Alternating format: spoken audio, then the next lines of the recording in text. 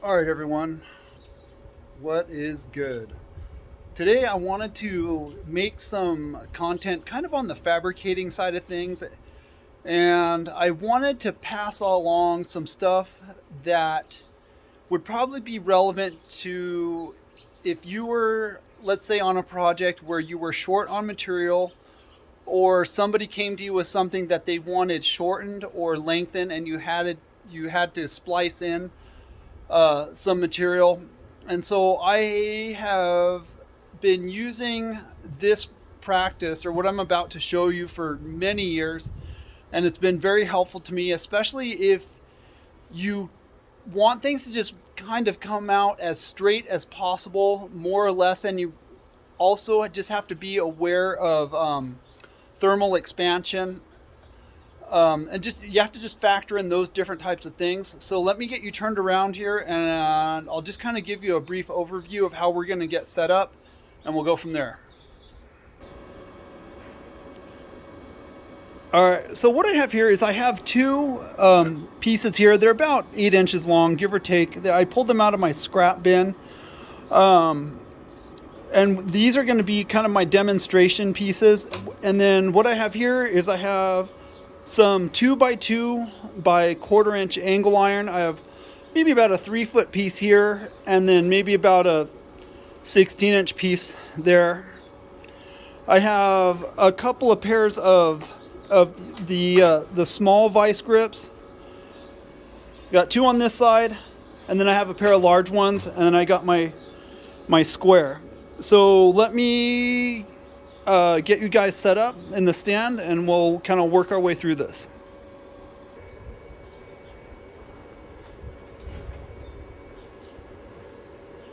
All right, so what I'm going to do is I'm going to take my sample pieces here.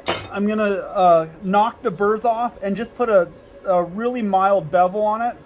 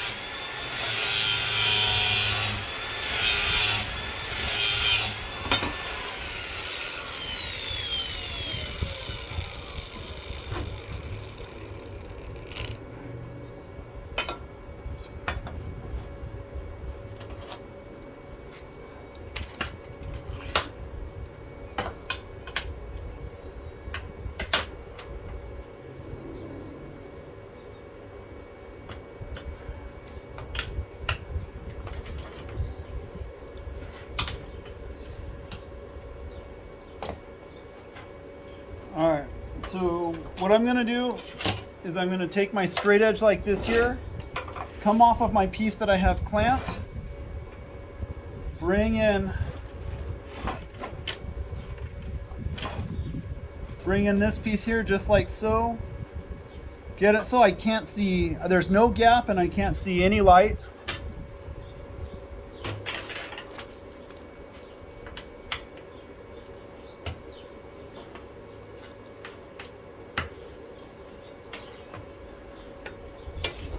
Double check it. Think I'm happy there. I can't rock it, so there's no high-low. That's just another way for saying there's no gap. I'm gonna take this piece here like this. I'm gonna take this piece here like this. And so this is just for demonstrational purposes only. and this is totally scalable. So whether if you're an industrial fabricator, or you're a DIY kind of shop guy who likes to go out in the garage on the weekend and melt metal. So once I get it lined up, what I'll do is I'll take my larger pair, just like this,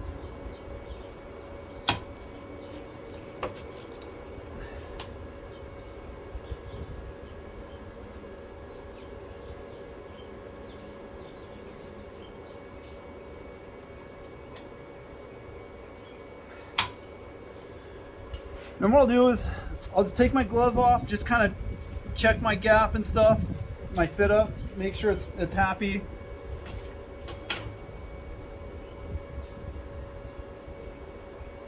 And then what I'll do is I'll take and I'll tack this side, and then I'll come over here and tack this side, because what's going to happen is when this tack cools, it's going to shrink and it's going to want to pull it out.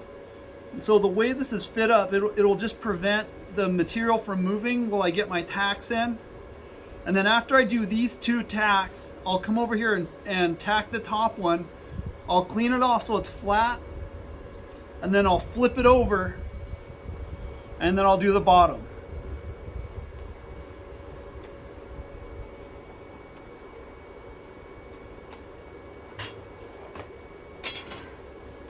And then I'm using the Harbor Freight titanium welder, and I have it on the settings for the inside of on the inside hood of the welder. I have it set up to 16 gauge.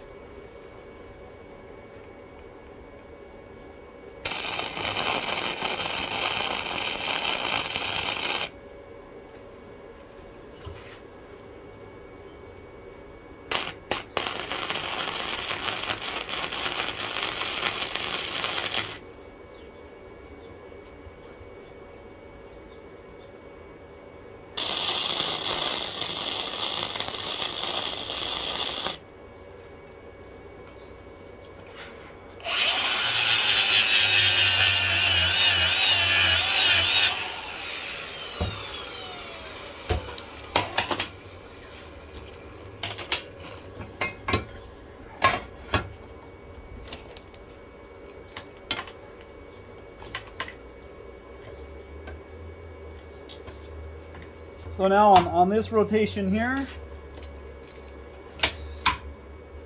I got one clamp to the table and the other clamp to my angle iron, so it's going to hold it nice and square.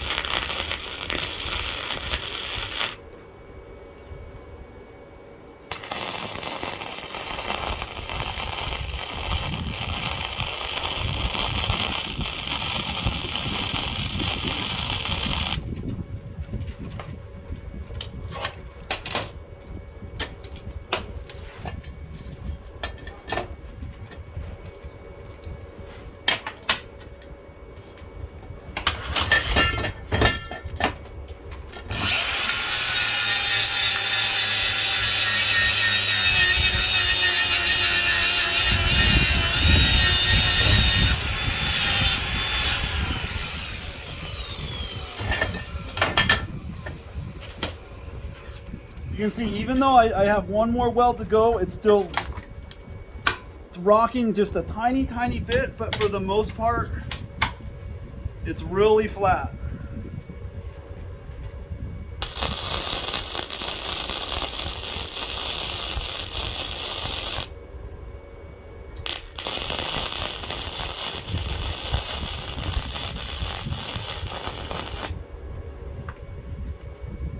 All right, let's go ahead and clean it up, and then we'll just take a closer look at it.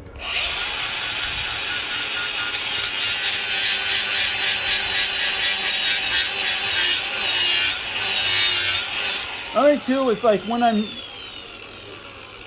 doing a cleanup and it's gonna get painted and people are gonna see it, or in situations like that, I like to hold my grinder as flat as possible and just kind of even it out, because if you sit there and you go like that, it's gonna look like you went like that. So just keep your grinder nice and flat.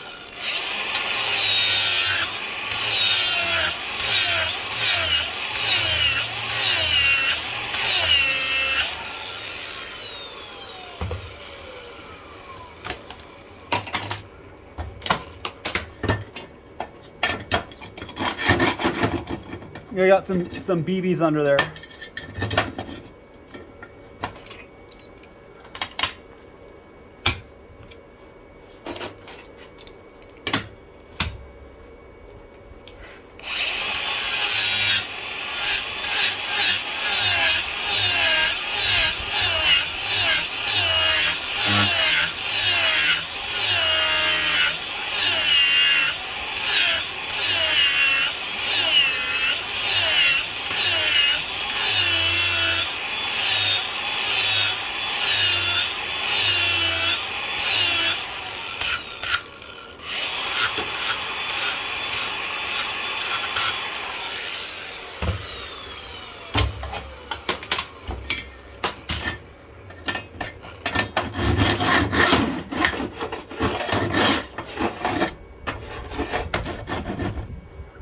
If you're wearing headphones, I'm sorry.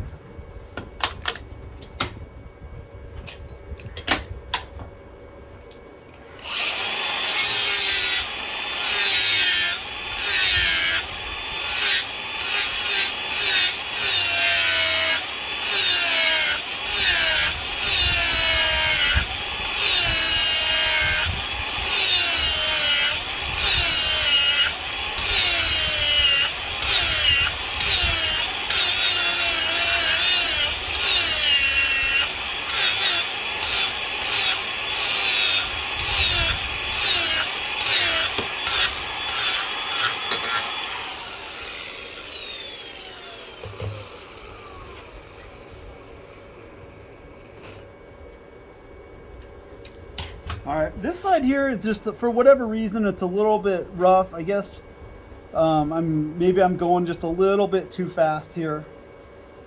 But anyways, so that, I hope you guys can see that, is just kind of how you make, you know, a nice splice.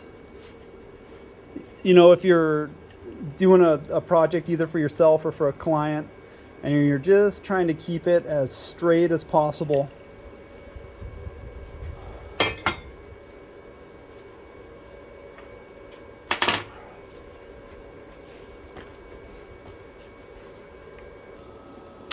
All right, so there's one more kind of tidbit of knowledge for you guys out there that are fabricators and you go out into the field and you do fabricating work from time to time, and you have to be able to maneuver pieces that are just heavy and they're just awkwardly shaped and they're just difficult, and you either have to use a forklift or a crane or whatever. So what I do is, on my, as part of my arsenal of stuff here, I have these eye bolts, and what I'll do is I'll take the bolt here and I'll weld that. I'll kind of find like the center of gravity for whatever I'm working on, and I'll take this bolt and I'll just weld it onto whatever I'm working on.